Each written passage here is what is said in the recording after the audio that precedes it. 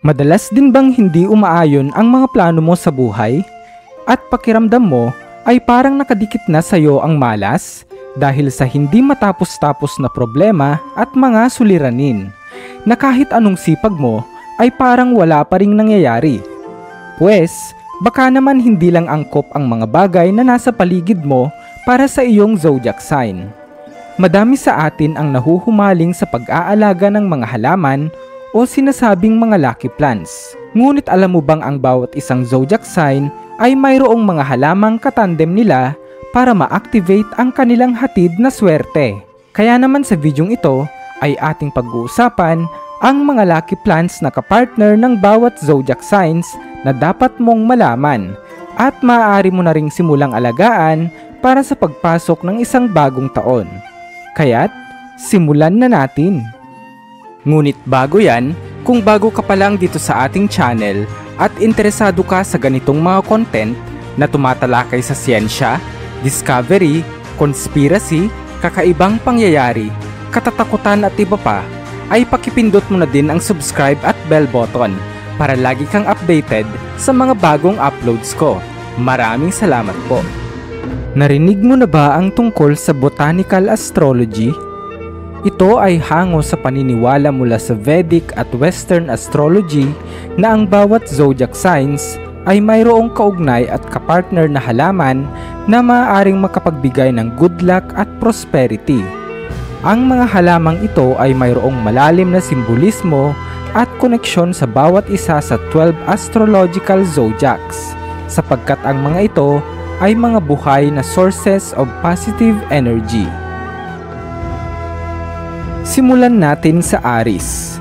Ang zodiac na Aries ay nirerepresenta ng Ram na nagtataglay ng cardinal fire sign.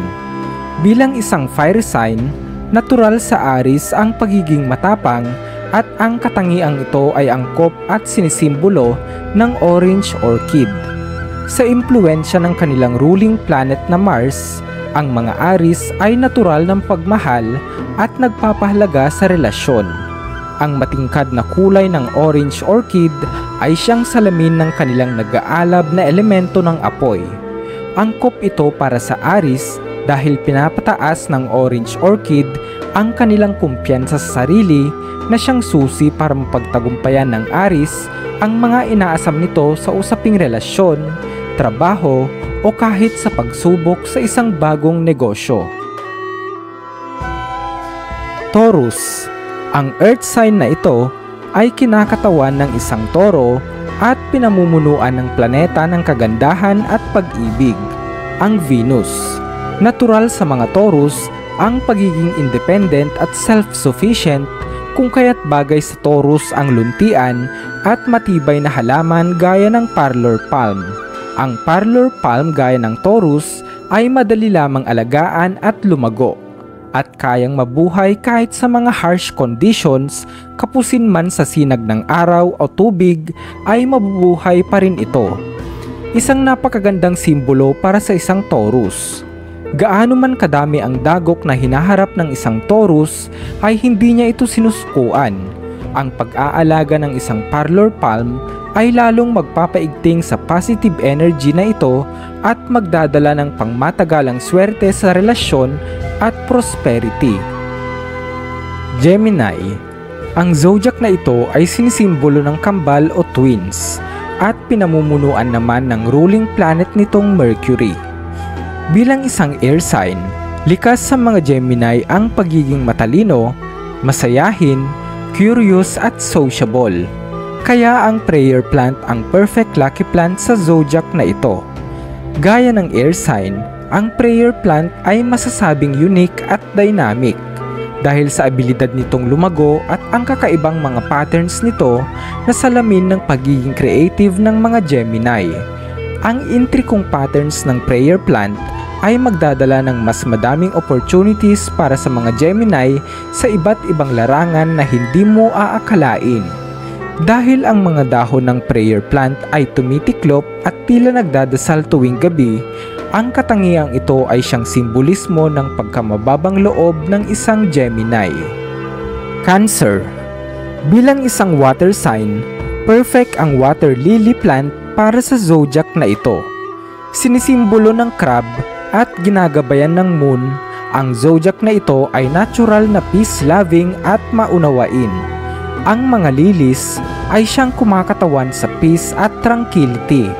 Isang perpektong halaman para sa mga taong may zodiac sign na Cancer.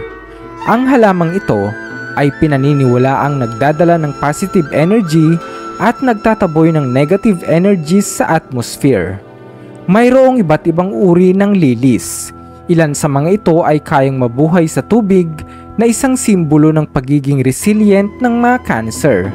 At ang iba naman gaya ng peace lily ay kayang mabuhay sa lupa na isa ring fortune plant. Leo. Ang zodiac naman na ito ay nire-representa ng leon at iniimpluwensyahan ng araw o sun. Ang matingkad at royal na itsura ng halamang bromeliad na lumalago sa mainit na lupain ay angkop sa makinang at confident na characteristics ng mga Leo. Natural sa mga Leo ang pagkakaroon ng isang captivating na aura at madalas nilang kunin ang atensyon ng mga tao sa paligid. Ang makukulay na spikes at bulaklak ng bromeliad ay angkop sa kanilang personalidad. Paborito ng halamang ito ang direktang sikat ng araw at kayang mabuhay ng matagal na panahon. Ang halamang ito ayon sa Feng Shui ay simbolo ng financial success at stability sapagkat umaabot ng ilang buwan bago malanta ang matingkad nitong bulaklak, halintulad sa success ng mga Leo. Kadalasan din itong ginagawang panregalo sa Lunar New Year sapagkat ito'y pinaniniwala ang magnet ng wealth at abundance. Virgo. Ang zodiac na ito ay isa ring earth sign at pinamumunuan ng planetang Mercury. Ang mga Virgo ay likas na systematic at attentive to detail. Kaiba sa mga Gemini, ang mga Virgo ay mayroong malalim na pagdaramdam sa kanilang emosyon. Angkop sa mga Virgo ang halamang rubber plant dahil ang halamang ito ay nagre-require ng maselang pag-aalaga at high maintenance. Dahil nag-e-enjoy ang mga Virgo na mapagtagumpayan ang mga hamon, magiging motivation ang rubber plant para sa Virgo upang palaguin at payabungin ito. Ang mga komplikadong bagay ay isang opportunity for growth para sa mga Virgo, kung kaya't sila ay praktikal sa mga desisyon sa buhay. Ang rubber plant ay magdadala ng wealth, prosperity at good luck para sa mga Virgo. At ang makikintab nitong mga dahon ayon sa Feng Shui ay simbolo ng wealth o pera. Libra. Ang simbolo ng balance scale at pinamumunuan din ng planetang Venus. Angkop ang halamang monstera para sa mga Libra sapagkat nagbibigay ito ng positive energy dahil ito ay natural na symmetrical kagaya ng balance ng Libra. Natural sa mga Libra ang pagiging cozy, extroverted at friendly. Ngunit as much as possible ay pinapanatili nilang equal ang lahat ng kanilang priorities sa buhay. Ang monstera plant ayon sa Feng Shui ay magbibigay ng good luck para sa mga Libra sapagkat ang halamang ito ay siyang simbolo ng balance sa botanical astrology. Ito rin ay mas mabilis lumago na siyang simbolo ng expansion at growth at isa ring money plant na itinuturing. Scorpio. Mahiwaga at madalas mang hindi maunawaan, ang Scorpio bilang isang water sign ay isa sa pinakamalalim mag-isip sa lahat ng 12 zodiacs. Ito ay iniimpluwensyahan naman ng ruling planet nitong Pluto. Sila ay mayroong natatanging kakayahan na kilatisin ang katauhan ng isang individual. Perfect ang halamang snake plant para sa mga Scorpio dahil sa mga complementing traits nito na match sa nasabing zodiac. Ang mga sharp leaves ng snake plant ay siyang dahilan kung bakit ito rin ay kilala sa tawag na mother-in-law's tongue. Kagaya ng snake plant, ang mga Scorpio ay mayroong straightforward na personalities at vocal, kung kaya't hindi sila natatakot na magsabi ng kanilang nararamdaman o kung may mapansin man silang mali ay agad nila itong pinopoint out. Pumupuksa din ng mga bad energy ang mga snake plant at sinasuggest na maganda itong ipwesto sa entrance ng bahay. Sagittarius. Ang heart-shaped leaves ng tropical plant na alocasia ay appealing sa personalidad ng isang free-spirited at fire sign kagaya ng Sagittarius. Ang zodiac na ito ay iniimpluwensyahan ng ruling planet nitong Jupiter. Ang maganda at rare na alocasia ay nagre-require din ng isang magandang pag-aalaga para mabuhay at lumago. At ang mga Sagittarius ay akma sa challenge na ito sapagkat sila ay tinuturing na knowledge-seeking individuals at laging gutom sa mga bagong kaalaman. Ang alocasia ay magdadala ng good karma sa Sagittarius ayon sa Buddhist beliefs at itinuturing na protector plant laban sa bad energies. Capricorn. Pinamumunuan naman ng Planet of Rules and Regulations ang Saturn at isa ring cardinal earth sign. Bilang isang natural overachiever at goal-getter na zodiac sign, perfect ang halamang Lucky Bamboo sa mga Capricorn sapagkat ito ay siyang simbolo ng success at growth ayon sa botanical astrology. Ang Lucky Bamboo ay kayang mabuhay sa tubig man o lupa at isa sa katangian nito ay ang patuloy na paglago at flexibility. Ang mga Capricorn ay siyang itinuturing na hardest workers sa lahat ng zodiac signs. Natural sa kanila ang pagiging ambitious, determined, and strong. Hindi sila madaling sumuko sa mga problema kagaya ng Lucky Bamboo na kayang mabuhay sa anumang environment. Ito ay isang perfect lucky plant para sa mga Capricorns. Aquarius.